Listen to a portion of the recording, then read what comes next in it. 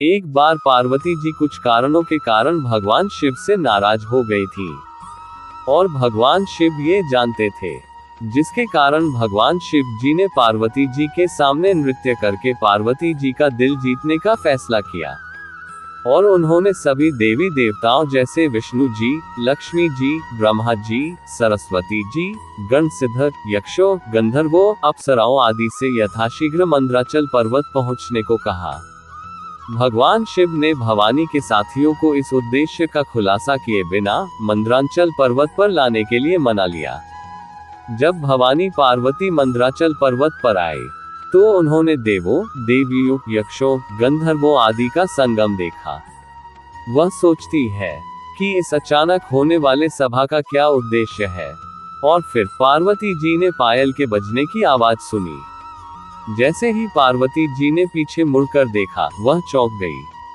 महादेव ने एक सुंदर पोशाक पहनी हुई थी, जिसमें उन्होंने टखनों तक झालदार पायल पहनी हुई थी। उनके बाल मजबूती से बंधे थे, उनके माथे पर त्रिपुंड चिन्ह अंकित था और उन्होंने रुद्राक्ष की माला पहनी हुई थी। उनके शरीर पर आभूषणों की तरह नाग लिपटे हुए थे। बाघ का मोटा छाल उनके कमर के नीचे के क्षेत्र को ढक कर रहा था। जैसे ही भगवान शिव की आंखें पार्वती जी से मिली, वह मुस्कुराने लगे और उनकी आंखों का आश्चर्य बता रहा था कि उनकी योजना सफल रही। मध्यम हवाओं से एक सुंदर सा सिंहासन बाहर निकला और पार्वती जी उस पर बैठ गई।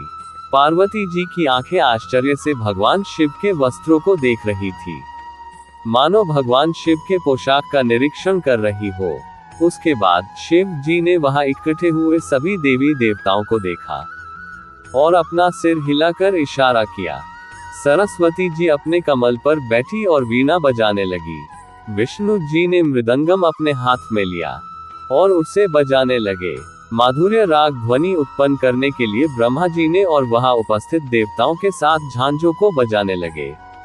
नारद जी भी अपने हाथ वीणा के तारों पर फेरने लगे, जबकि इंद्रदेव ने बांसुरी बजाए। ऐसा लग रहा था जैसे सबसे बड़ी धुनों का संगम हो रहा था। पार्वती जी चारों ओर की मनोहर दृष्टि को देख रही थी। महादेव ने अपनी आंख बंद कर ली और संगीत की रचनाएं करने वाले श्रीरागा को बुलाया, जो उनके ही पुत्र थे। रागों के प्रमुख श्रीरागा ने वहां प्रकट होकर आसपास के क्षेत्र को आनंद से भर दिया। ये राग उनके माथे से निकला। दूसरा राग वसंत शिव जी के कमर से प्रकट हुआ। तीसरी राग पंचम शिव जी के आंतरिक कंठ में स्थित विशुद्धि चक्र से प्रकट हुई। भैरव राग महाकाल शिव के नासिका से प्रकट हुआ। संगीत रचना में सहायता करने के लिए वृषध्वजा के मणिपुरिका चक्र 50 अक्षर जारी किए गए। गिरिशा से अन्य राग जारी किए गए, जिनमें से प्रत्येक की अपनी पत्नियां भी थी, जिन्हें सामूहिक रूप से रागिनी के रूप में नामित किया गया। अधर चक्र ने छठे राग की उत्पत्ति की, जिसका नाम नट नारायण था। सभी रागों और रागिनियों ने गिरिशा और गिरिजा को प्रणाम किया और देवी देवताओं द्वारा बजाए गए विभिन्न यंत्रों की सहायता से अपनी भव्यता का प्रसार करने लगे। हजारों गणों ने अपनी घंटियां बजानी शुरू कर दी और ऋषियों ने अपने ढोल बजाना शुरू कर दिए। असंख्य प्रकार के संगीत विभिन्न देवी देवताओं द्वारा बजाया गए। पूरा ब्रह्मांड उस क्षण इस मधुर संगीत में गूंज उठा। उन स्वरों के तार से आकाशीय गंधर्व महादेव शिव के चरणों की ओर तांडव कर रहे थे। यह एक महान त्योहार की तरह लग रहा था। शिव जी ने अपने आसपास के लोगों को देखा और सोचा कि यही नृत्य करने का उपयुक्त समय है। शिव जी ने अपने उलझे हुए बालों को ढीला कर दिया, जिससे उनके घुटने तक लंबे घने बाल दिखने लगे। नाग उनके मुकुट के रूप में दिखाई दिए। सोने के बाजूबंद और हार उनके शरीर को सुशोभित कर रहे थे। भगवान शिव के भौतिक रूप में हजारों सूर्य की चमक थी और इस चमक की वजह से उनके भक्तों को भी झूमने के लिए मजबूर कर दिया। कोई यह नहीं कह सकता था कि वह यही भगवान है जो स्मशान में रहते हैं। पिशाच खुशी से झूम उठे और इधर उधर उड़ने लगे। गणेश जी और कार्तिकेय जी भी वहां पहुंच गए और अपने पिता शिव जी को नृत्य को देखने के लिए शालीनता से मुस्कुराए और बगल में बैठ गए। और फिर भवानी की प्रसन्नता के लिए शिव जी मंद्राचल की चोटियों पर नाचने लगे। शिव जी का पैर जैसे चिकनी जगह पर फिसला, उसी तरह दूसरा पैर पीछे की ओर चला जाता, और साथ ही उन्होंने हाथों और धड़ को जिग-जैग की तरह कर लिया। अपने बालों को हवा में लहराते हुए शिव जी मुड़ गए और हवा में छलांग लगा दी। उनकी बाह ढीली हो गई, अपनी कमर को झटका दिया, और कमर में बंधी चारों ओर की घंटियां खुशी से झूमने लगी। जैसे ही उनके पैर जमीन से टकराए, शिव जी झूम उठे और उन्होंने भवानी को प्रसन्न कर दिया। उनका तेजस्वी चेहरा उनके बेहद खुश मिजाज को दर्शाता था। उनके चरणों में शिव जी अपनी भुजाओं को गोलाकार दिशा में घुमाते हुए आगे बढ़े, जिससे प्रकाश का एक बुर्ज बन गया, जो एक कमल की तरह था, और पार्वती जी के चरणों में विश्राम करने चला गया। पार्वती जी ने प्यार से कमल लिया और उसे पूरे दिल से स्वीकार किया।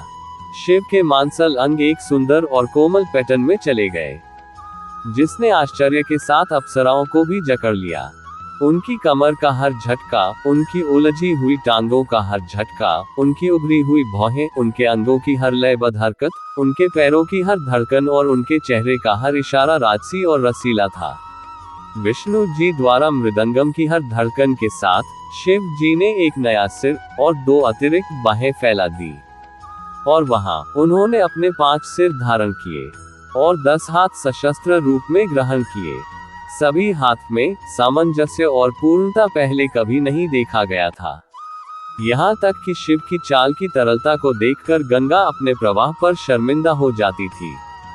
संगीत रचना की इतनी दिव्य और अच्छी तरह से कल्पना की गई थी। नारद प्रमुख गायक थे और बड़े उत्साह के साथ गा रहे थे। सदाशिव ने 80 हस्तक मैनुअल इशारे प्रदर्शित किए। कभी पार्वती जी ने अपने पति को इस तरह नाचते हुए नहीं देखा था। ये तो नशा था। किन्नर प्रसन्न थे और नाचते भगवान पर फूलों की वर्षा कर रहे थे। ऋषियों का दिल एक अजीब सी शांति से जकड़ा हुआ था, जो उन्हें अपने यज्ञों से कभी नहीं मिला था। वास्तव में शिव का ये तरल नृत्य उनके नीरस अनुष्ठानों की तुलना में अधिक आनंद देने वाला था। वे सभी लगातार नृत्य के राजा श्री नटराज के सामने नतमस्तक हो रहे थे। शिव को नृत्य करते देख यहाँ तक कि उनके गण भी उल्लास में शामिल हो गए। करुणा का भंडार शंकर जी ने उनका स्वागत किया और अधिक उत्साह से नृत्य करना शुरू कर दिया। इंद्र की बांसुरी से निकलने वाली हर धुन के साथ, विष्णु की मृदंगम की हर ताल के साथ, सरस्वती की वीणा के हर संगीत के साथ और गणों की घंटियों से हर सुर के साथ सुशोभित नटराज की चाल पूरी तरह से मेल खाती है। 4 महीने तक नाच गाना चलता रहा। शिव के चेहरे पर थकान के कोई निशान नहीं थे। भवानी की आंखों में आंसू थे, क्योंकि उन्होंने कभी भी शिव जी द्वारा उनके दिल को फिर से जीतने के ऐसे प्रयासों को नहीं देखा था। अपने सिंहासन पर बैठकर वह आंसू भरी आंखों से मुस्कुराए। गणेश जी भी खुशी से उछल पड़े और अपने पिता के साथ अपने प्यारे पेट को हिलाते हुए नृत्य करने लगे। उन्होंने खड़खड़ ड्रम को बजा दिया और उल्लासपूर्वक गाने लगे। नंदी बंदर की तरह उछल रहा था और ढोल को जोर जोर से पीट रहा था। भरत मुनि शंकर के गतिशील नृत्य से प्रेरित होकर नृत्य पर ग्रंथ नाट्य शास्त्र की रचना कर रहे थे। और फिर लौकिक नर्तक ने एक अनूठी मुद्रा ग्रहण की। अपने दाहिने पैर को जमीन पर तैनात करने के साथ शिव जी अपने बाएं पैर को हवा में घुमाया, दाईं ओर का भाग, और अपने बाएं हाथ को इंगित करके उसकी ओर इशारा किया, और इसे नीचे की ओर इशारा करते हुए बाईं हथेली उसकी दाहिनी हथेली पर खड़ी थी। अभय मुद्रा के इशारे पर राजसी फैल गई। पृष्ठभूमि में आग की लपटें भड़क उठी। यह एक ही समय में प्रकट, निर्वाह और विनाश का क्षण था। शिव जी की इस गति से हजारों ब्रह्मांड इस समय बन रहे थे और निरंतर नष्ट हो रहे थे। ये नटराज की शाश्वत मुद्रा थी। जब भगवान ने ये रूप धारण किया, तो भवानी अपने सिंहासन से खड़ी हुई और महेश्वरा को प्रणाम किया। नृत्य के उपरांत ही शिव जी ने पार्वती जी के साथ अपने शरीर को मिलाकर अर्धनारीश्वर का रूप लिया था। भगवान शिव की नटराज उपाधि यहाँ भगवान श्री कृष्ण को प्राप्त हुई। पृथ्वी के चराचर प्राणी इस रास के अवलोकन से आनंद विभोर हो उठे और भगवान शिव की इच्छा पूरी हुई। शिव का तांडव प्रसिद्ध है। शिव के आनंद तांडव के साथ ही सृजन का आरंभ होता है एवं रौद्र तांडव के साथ ही संपूर्ण विश्व शिव में पुनः समाहित हो जाते हैं। नटराज शिव के जगत गुरु स्वरूप का भी परिचायक है। नृत्य कलाओं में श्रेष्ठ गिना जाता है और नटराज शिव कलाओं एवं ज्ञान प्रदान करने वाले पर गुरु है। नटराज स्तुति उन्हीं जगत गुरु पर ब्रह्म शिव को समर्पित है। सात सृष्टि तांडव रचयिता नटराज राज नमो नमः। हे नटराज, आप ही अपने तांडव द्वारा सृष्टि की रचना करने वाले हैं। हे नटराज राज, आपको नमन है। हे आद्य गुरु शंकर पिता नटराज राज नमो नमः। हे शंकर, आप ही पर पिता एवं आदि गुरु है। हे नटराज राज, आपको नमन है। गंभीर नाद मृदंगना धपके उरे ब्रह्मांडना नित होत नाद प्रचंडना नटराज राज नमो नमः। हे शिव, ये संपूर्ण विश्व आपके मृदंग के ध्वनि द्वारा ही संचालित होता है। इस संसार में व्याप्त प्रत्येक ध्वनि के स्रोत आप ही हैं। हे नटराज राज, आपको नमन है। सिर ज्ञान गंगा चंद्र चित ब्रह्म ज्योति ललाटमा विष नाग माला कंठ मां नटराज राज नमो नमः।